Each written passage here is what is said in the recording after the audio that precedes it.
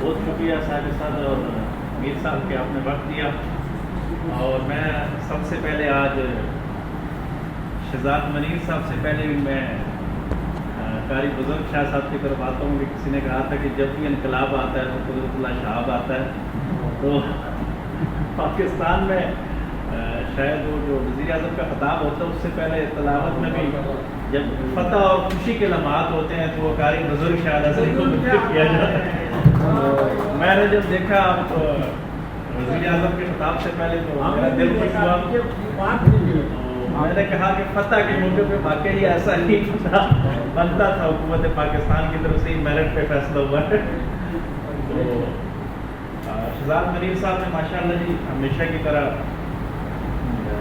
اپنے انداز کے ساتھ مقابلہ پیش کیا اور یہ ماشاءاللہ مجاہد بھی ہیں, کلمی مجاہد بھی ہیں, عملی مجاہد بھی ہیں, اور میرا خیال ہے 2 جنگوں میں انہوں نے عملی طور پہ حصہ بھی لیا ہوا ہے. تو میں آج تو سوچ رہا تھا کہ یہ پاکستان کے جو حالیہ واقعات ہیں اس کو بھی یہ تاریخ کے ساتھ جوڑیں گے, اور قلم کارواں بھی شاید اسی حوالے سے پروگرام کرے گا, لیکن وہ ٹائمنگ یہ پہلے سے سرٹ تھی تو اسی پہ انہوں نے بات کی. حکومتوں کا تاریخ میں بڑا رول رہا ہے. میں صرف اسلامی تاریخ کی بات کروں گا کہ دنیا کی تاریخ تو ہے, لیکن ہماری تاریخ میں حضور علیہ السلام کی جو خلافت کے بعد نبوت و خلافت کے بعد ملوکیت نے تاریخ ہماری تاریخ کو بڑا وہ کیا ہے. امویوں نے خاص کر کے امیوں کے بعد عباسیوں نے. لیکن یہ سچ کا شاید حسن ہے, جس طرح آپ نے انور مسعود صاحب کی وہ نظم ماں کی شان والی پڑھی تو انور صاحب خود کہتے ہیں کہ یہ سچ ہے. بلکہ پچھلے دنوں مشاعرہ تھا تو عالی شان بنگش صاحب بھی وہاں تھے, اور انور صاحب نے وہاں یہ بات کی کہ کہتے ہیں کہ اس نظم میں تاثیر اس لیے زیادہ ہوئی کہ یہ سچا واقعہ ہے, اور سچ جو ہے وہ اثر رکھتا ہے کسی بھی شاعری میں ہو, نثر میں ہو, یا کسی بھی انداز کے ساتھ ہو. تو حکومتوں نے بڑی کوشش کی, صدیاں گزری, لیکن اسلامی تاریخ آپ دیکھتے ہیں اس کے اندر دبی رہی, لیکن جب نکلی تو بڑی وضاحت کے ساتھ آج یعنی 21ویں صدی میں اور 14 صدیوں کے بعد بھی تاریخ کا طالب علم بڑے اچھے انداز کے ساتھ کھڑے اور چھوٹے کو الگ کر لیتا ہے کہ کون سچ پہ تھا اور کون جھوٹ پہ تھا.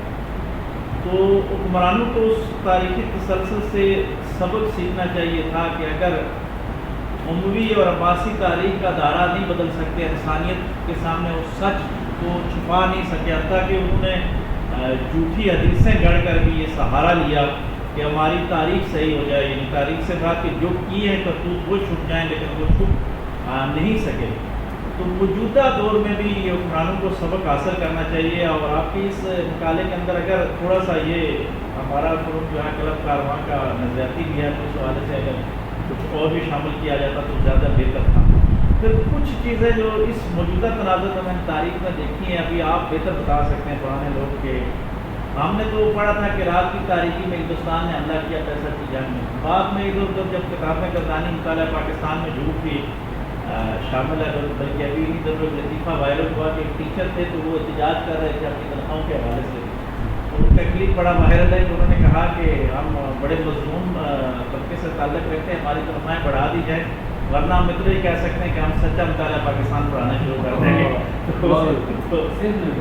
تو یہ ہے کہ اس میں تو یہ کہا گیا تھا کہ رات کی تاریخی میں حملہ ہوا, لیکن بعد میں پتہ چلا کہ ہم نے آپریشن جبرالٹر شروع کیا تھا. اچھا تھا یا برا تھا, لیکن اس دفعہ بہرحال تاریخ نے وہ دہرایا کہ واقعی رات کی تاریخی میں انہوں نے حملہ کیا. اب مورخ لکھے گا کہ پہلگام ہم نے کیا تھا یا انہوں نے خود کروایا تھا. یہ تاریخ کے وہ ناظر و رخ ہوتے ہیں جن پہ شاید غیر جانبدار مورخ کبھی بھی کہیں بھی نہیں پہنچ سکتا. میرے خیال میں کہ اب اس کو کیا لکھے گا, ہندوستانی مورخ تو یہ لکھے گا, یہاں سے تاریخ لکھی جائے گی کہ پہلگام پہلے ہوا اور پاکستان نے وہ کیا.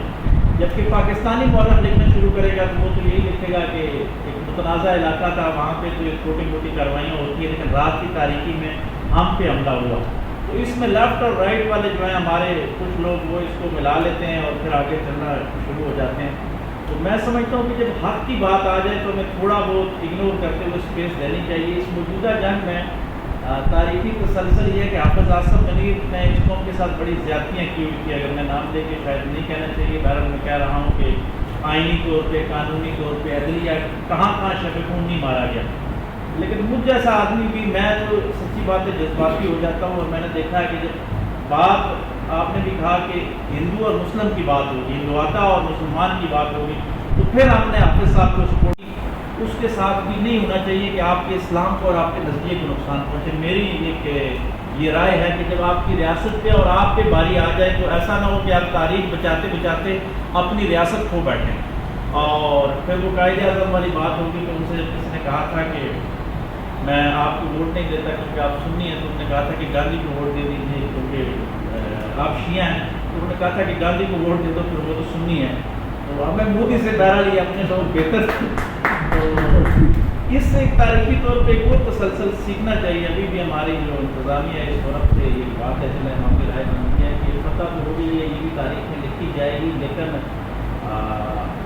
ان کو اپنی غلطیوں کا احساس ہو جانا چاہیے. کہیں ایسا تو نہیں ہے ایک تاریخ ہم پھر دہرانے جا رہے ہیں کہ اس فتح کے بعد وہ ہمارا تعاون اتنا مضبوط ہو جائے کہ وہ کہے کہ باہر والوں کو تو ہم نے وہ کر لیا ہے, حالانکہ کیا کچھ اور لوگوں نے, لیکن چلیں اس سے میں اسی کی آتی ہے. شہباز شریف صاحب کی بھی قسمت اچھی ہے اور حسن صاحب کی بھی, کہ ان کے دور میں جس نے بھی کیا لیڈر کپتان تو وہی ہے, کپ انہیں کو ہی ملے گا. لیکن ایسا نہ ہو کہ وہ تاریخ سے سبق نہ سیکھیں اور مزید ظلم کرنا شروع کر دیں. تو ایسا نہیں ہونا چاہیے, اس پہ بیلنس ہونی چاہیے.